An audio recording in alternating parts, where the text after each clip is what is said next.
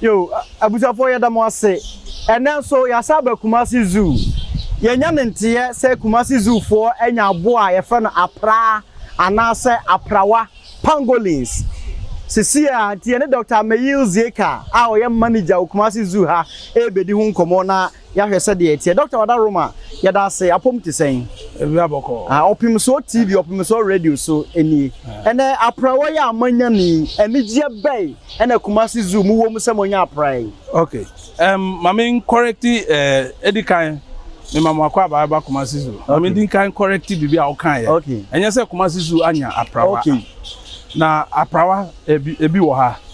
Ne eti say nse abwawe a highly protected animal. Etre say ya esa ewo ye kwan mu. Ensan say ye ku omu bebre ye di omu ye di culture ba. Nse abrofo busu omo ye research omo hu say ni scales no eye adewe no. Omu ton ma nipa omu di ye edro. Na abwawe so ewo omu wo Ghana hanom ana Africa no omu wo bakope. Wow. So ye ku omu wo bakope ni sawe ema omu population no cut down. So what you say? Okay. So omu chibia omu ton wo kwan so organizations to say INEC me bra David edi onim no omu hu a omu gi ana omu tofri omu nsam na omu dia breye na ya san release omu ewo protected area nipa ntimi nko ho a eko ha omu.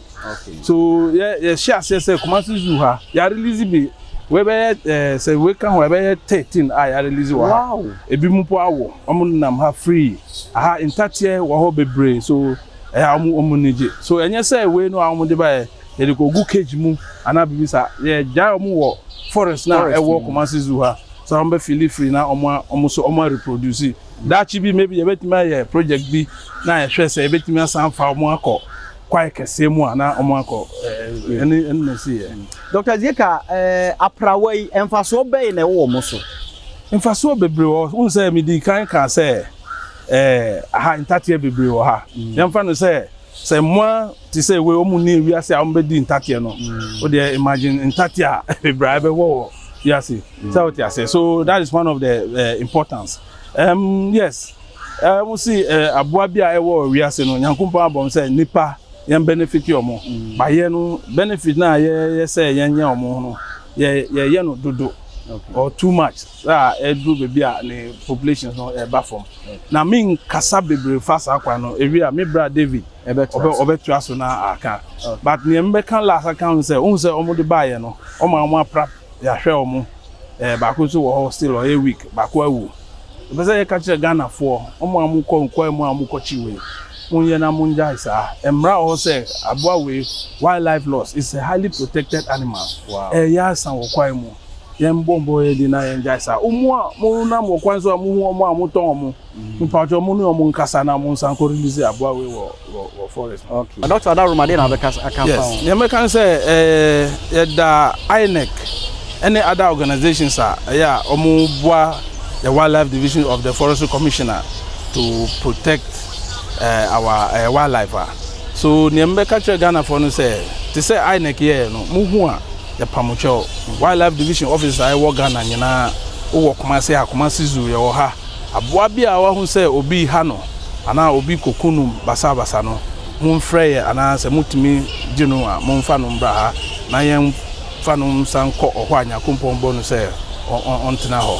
I am so that should be yabeba mu station na sheda ye program na yadi unkombo ye yada masipa eti abusuafo yade mu besi ha na aprawai anase pangolin be majem mame se yeso ye ka se wo chibia aya afa ne bra Kumasi Zoo ana zoo bi e ben wo bia menwi aprawa no menku aboa we efiri se wo ba ko pe na mpanimfo che se wo mo ya asa ewo asasi so enti se wo bia fa ne bra na ye mo no ho ban enti Wadaroma yada mo ase opim so TV no opim so radio so eni enti ye behwe se wo mu release mo ya wura kwa ye brentuo yim se de mo ano ebekọ odedua na chekere minsa o aha enti ye ba behwe kama yada mu nyina ase ti mu me enkohwe enti sabre aboy ni ye jani aprawai ye jano a okọ forest ni mu hwe Kumasi Zoo a we ye forest kese ye da ha ye nto fasuo bia amfa ho